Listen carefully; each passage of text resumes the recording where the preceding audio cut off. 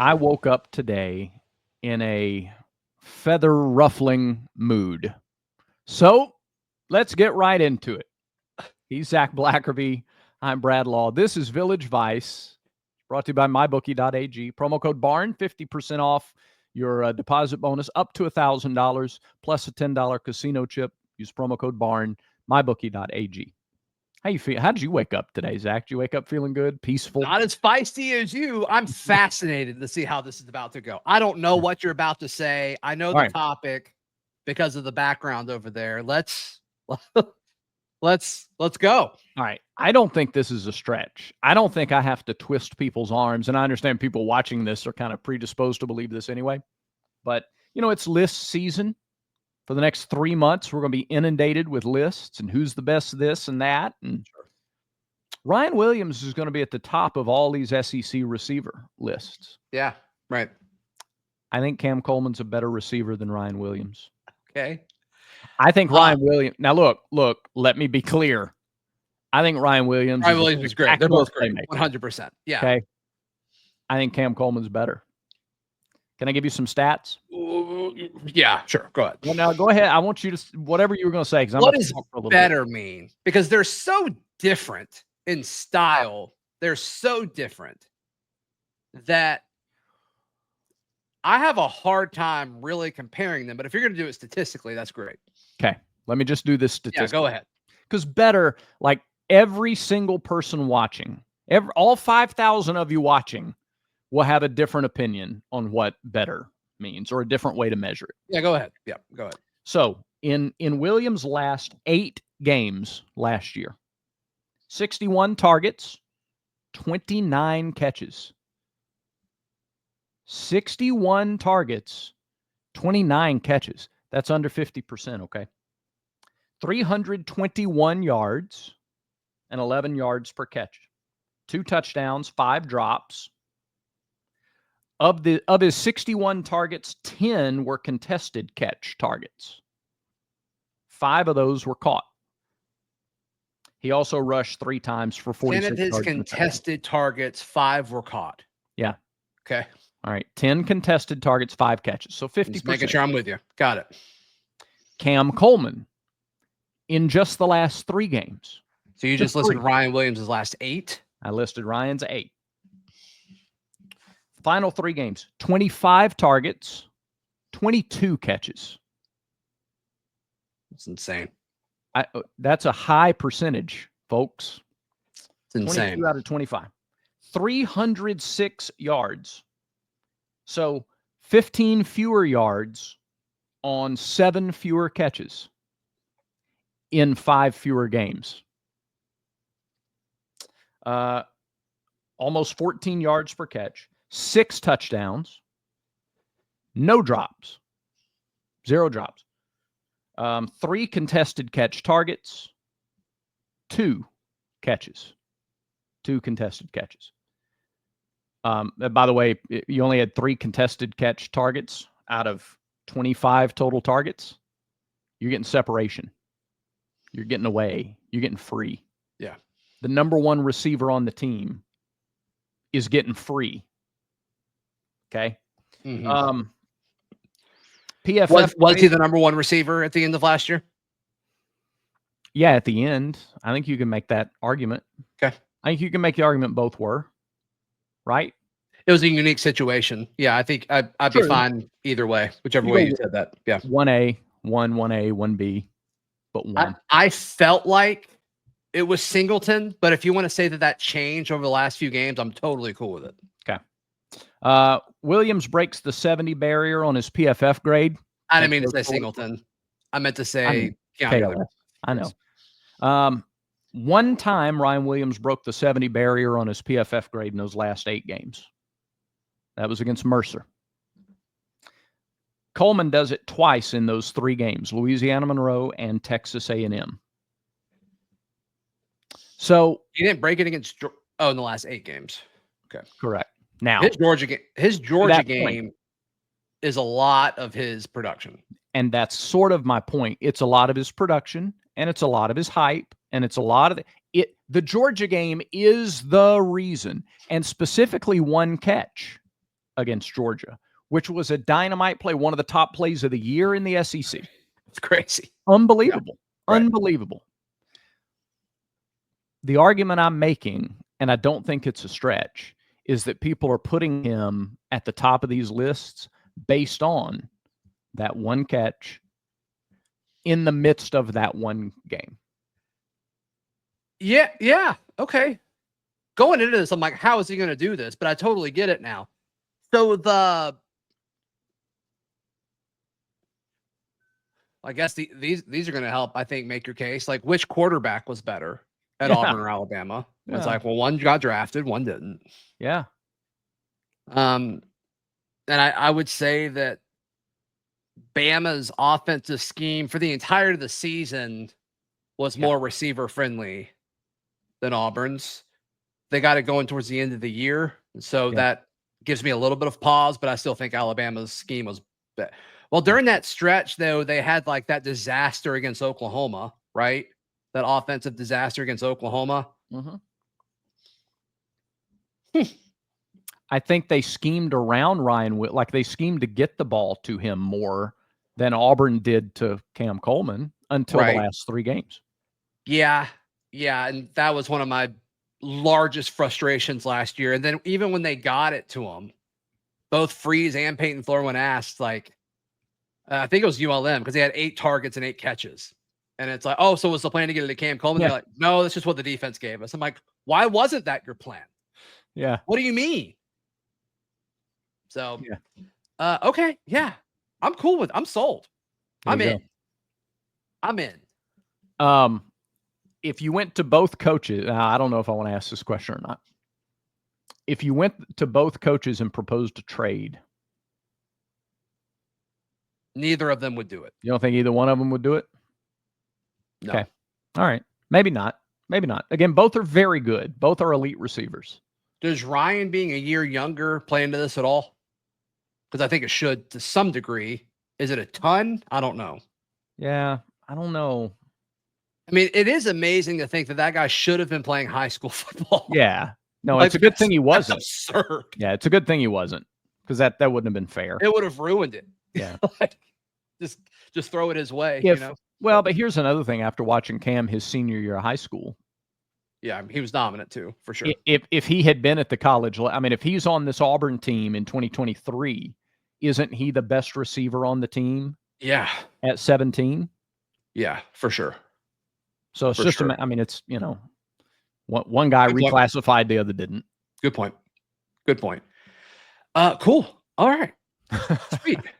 So then I guess just another counterpoint is it fair to not include the whole body of work opposed to the last chunk of the season? I think in this scenario, if you're talking about projecting what 2025 is going to look like. Yeah. And because they used Cam so differently the back end of the season than they did the first part of the year. Yeah. Yeah. I think I'm with you on this. And I don't know if I'm quite ready to say Cam Coleman should be ranked ahead of Ryan Williams on these lists, but I just know nationally there's these discussions of like Jeremiah Smith and Ryan Williams, how they would be like NFL players now, especially Jeremiah Smith. And throughout the recruitment process, those 3 guys were discussed together. Like these 3 elite wide receivers, they're just different than everybody else. Yeah. They're correct on that. But since they gotten here or gotten to the college level, Cam has been left out of those discussions. And I think that's ridiculous. I think that is absolutely ridiculous. And it's strictly because that's what we do. It's what we do in this industry, man. It's all recency bias. And it's that sort of thing. Because they didn't go to him as much those first 9 games, or really games 2 through 8, he doesn't have the stat line. When Auburn was playing their best ball, though, I mean, Cam Coleman was part of it. Yeah. When they beat Texas A&M, when they beat ULM, and then obviously, I mean, Cam's Iron Bowl, I believe, was better than Ryan Williams, if I remember correctly. Yeah. Ryan didn't have a good – he had a fumble, didn't he? Yes, he did. Fumble. I think he had a drop. Cam scored a touchdown in the Iron Bowl, right? So, I mean – head to head, not that really matters because they're not on the field at the same time, but Cam's Iron Bowl was better. I'd have to look back at but even the games they played against common opponents last year, like even in the Georgia game, again, this goes back to the point. They didn't use Cam Coleman the first 9 games the way they did down the backstretch of the season. How many games did Cam miss last year? I'd have to go back and look. Yeah, I'm one or curious. two. One or two. Yeah, And I then know there it were wasn't an extended amount of time. Yeah, there were others where he wasn't full speed. But again, all these lists are projecting for 2025. Yeah. And that's what we sort of fall victim to sometimes in media is we just take the stats from last year and we neglect all of the conversation, to your point, before last year. We neglect all the other context around it. Do we really think Auburn's going to go into Baylor and not target Cam Coleman 8 times? Oh, I don't know about that. You don't think that that's a surefire? Why didn't they do that last year though, Brad? Like, I don't know. Like, Well, sure. Why didn't they give it to Jarquez Hunter and the Reds? I don't know. Now, that's my point, is down the stretch, you saw that become the game plan. I mean, I hope they target Cam, and I hope they target Singleton, and I hope they target Malcolm. I hope they target all these guys a bunch. But if they do this whole thing where we take what the defense gives us, we'll let that determine the play. Like, I don't know. I have no clue. I have no clue. Cam only missed 1 game. In my brain, I felt like he missed more than that. No, I knew it wasn't all that much. So I don't. Maybe it was just limited. Was that the narrative around it? Is he just like playing through some stuff? Okay. Yeah. Which is why he didn't have the catches and the whatnot. Yeah. No, I absolutely think going into the Baylor game, you expect to target Cam Coleman 8 times. Yeah, I hope so. So you found something that works. Now stick with it. And we've been talking too about how we sort of expect Auburn to throw a little more this year anyway. So now the opportunities are there for those guys, even more than they were a year ago. Yeah. I mean, we're assuming quarterback play will be better. We're hoping scheme and play calling is better. And I mean, just the attention around you, it's going to be like, you can't treat Cam Coleman like he's who he is because of Singleton and because of Malcolm. There's just so much speed. Yeah. Did you see the clip? Yes. That of all the Singleton, like just wrecking some corners, dude. Yeah. It was crazy. Yeah. And like all the in-breaking stuff, people are like, how do you cover that guy? I'm like, well, there's normally a linebacker there. Like there's going to be other guys on the field. But some of his like stuff to the outside and the fade and like outside shoulder stuff, it's like, whoo. Yeah. Jackson, get ready. Yeah. Oh, Jackson Arnold, 17-yard fade, back corner, touchdown, go. Arnold takes a snap. He looks. He's got lots of time. He loads up. He throws into the end zone. It's caught. Milkshakes for Jackson. Let's go. Been a while since we did that. It's been too long. I like it. It's been too long. No, I saw that clip. I got very excited. Yes, definitely. Because I'm not a huge, like, I don't always, especially if guys are on the same team, I'm sort of like, well, what was really better? Was that better or was that not so good or whatever? You watch that and you go, oh, that's different. Oh. That's different. That's a different cutting ability. Yeah, and then you see like clips of Travis Hunter running routes for the Jags, and it's like, I mean, Singleton's breaks are way faster than that guy. So what do you do with that? You know? And especially if you got them on the same side, and who's got Coleman, who's got 3, who's got 1, who's got 5, who's got 4. Yeah, I'm curious to see if people try to do more man against them or if they zone it out or what. I can't wait to see it. It's going to be fun. 25 targets, 22 catches in the last 3 games for Cam Coleman. And that's crazy. That's crazy. So over 8 a game and over 7 catches a game. There's something I want to say, but I'm not going to. Okay. All right. I'm dying to know what it is. I mean, in the last 3 games, he was Payton Thorne proof. But I don't know if I can say that. Well, you can. Oh, sure, you can. You can? You can. You can't. I can say that. You can say that. Yeah. Cam Coleman was Payton Thorne proof down the stretch. And that's a trait. Yeah. Okay.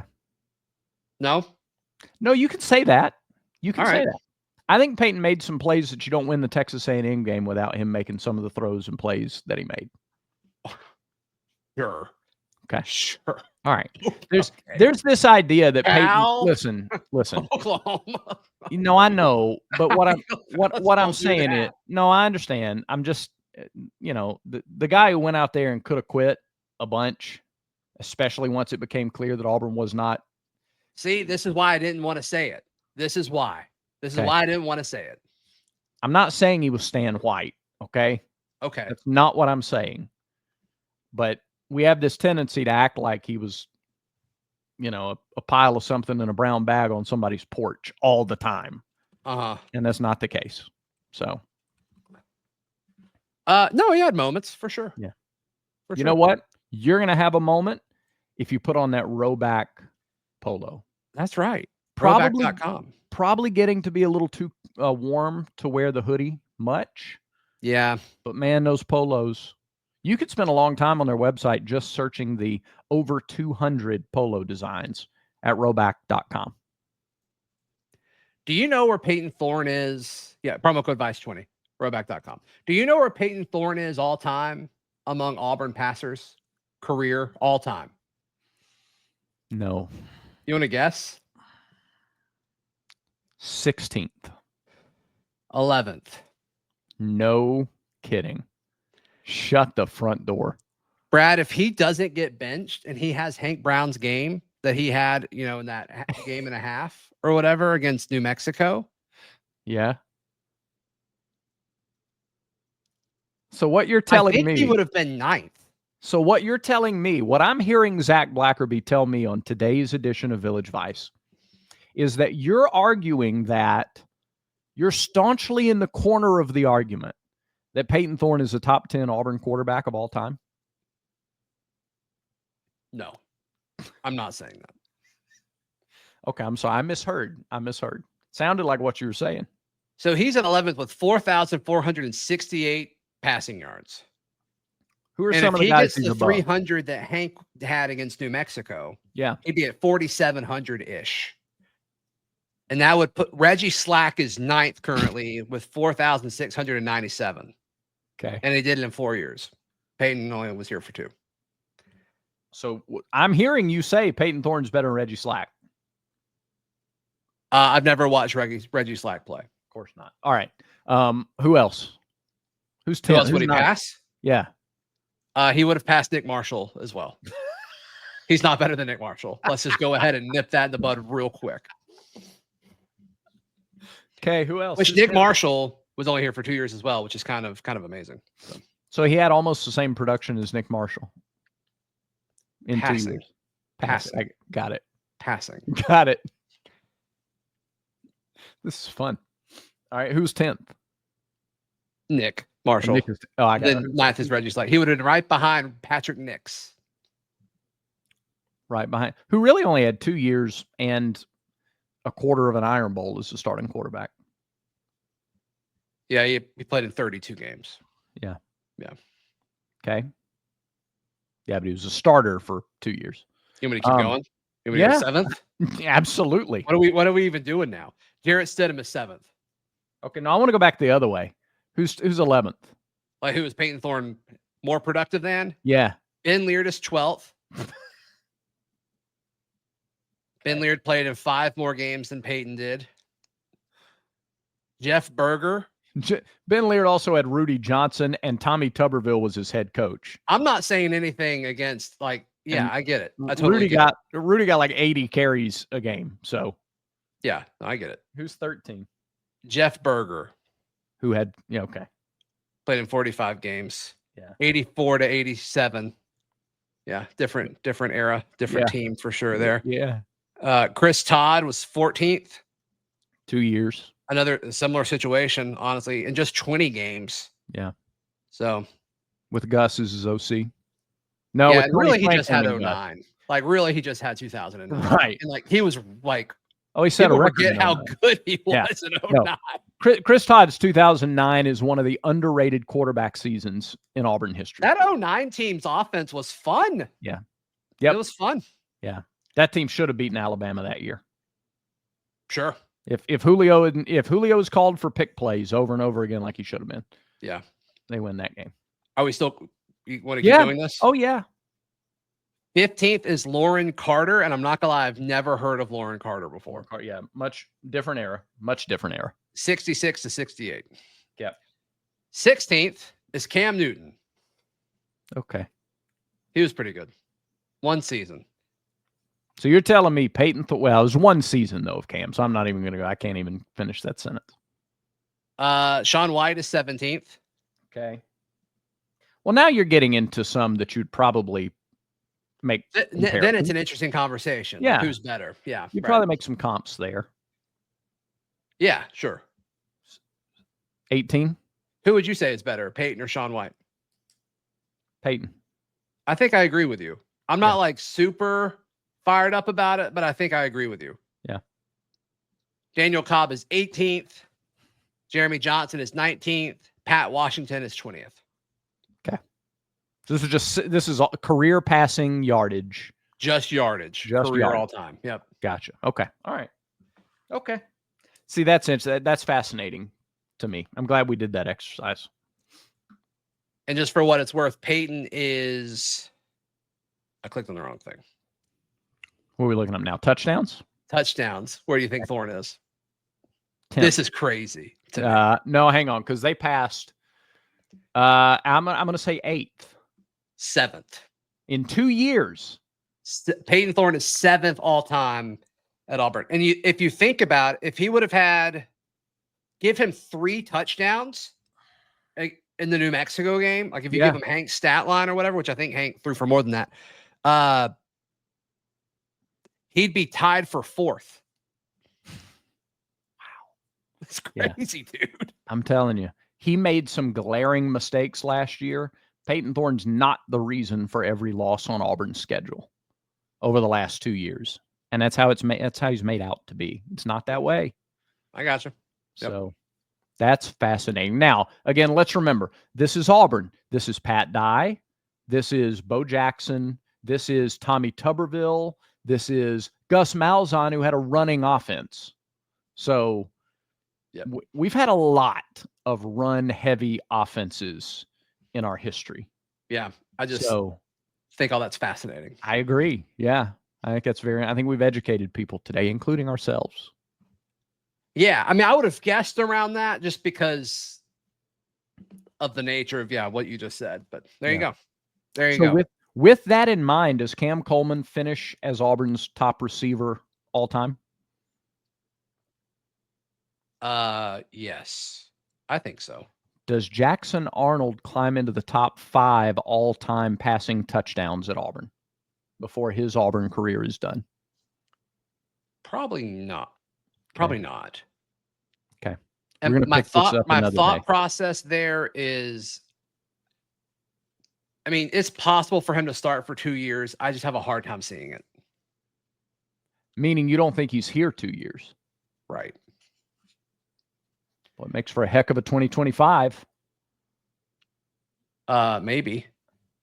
I'm not saying like I've talked about this other places. Like there's a spot where he's so good, the NFL, like he's like, I gotta go pro, which is the best case scenario for everyone. Yeah. There's a chunk of, you underperform, maybe he gets benched, or like at the end of the year, it's like, it's Deuce's job after the end of the season. Okay. But there is this window where he's solid, and then you've got to like make a decision on like, do we do this again? Yeah. Or do we give the keys to Deuce Knight?